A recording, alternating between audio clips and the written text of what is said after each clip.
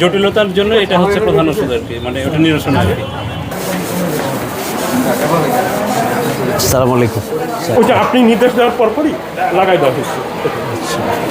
এইখানে পুরোটা মিলিয়ে সবকটা ওয়ার্ডে কিন্তু এরকম ফিল্টার আছে। পানির সমস্যাতে এখন হচ্ছে না, এই 2 বাচ্চাই হাম হয়েছে। আপনারা ওষুধ পাচ্ছেন? পানির অভাব হচ্ছে না তো? এমনি সতর্ক থাকতে হবে, আর ইনশাল্লাহ সুস্থ হয়ে যাবে, বেশ আল্লাহ ভরসা।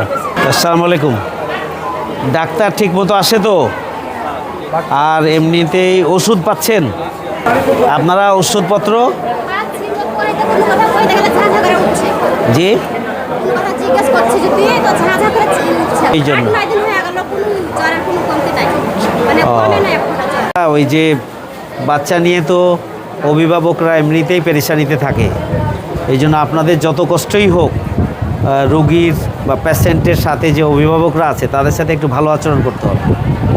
এটা রোগীরা তো এমনিতেই মানসিকভাবে চাপে থাকে, আর আপনারা কাজের চাপে থাকেন, রোগীদের অভিভাবকদের সাথে ভালো হয় সব সময়, জন্য এটা খেয়াল রাখবেন।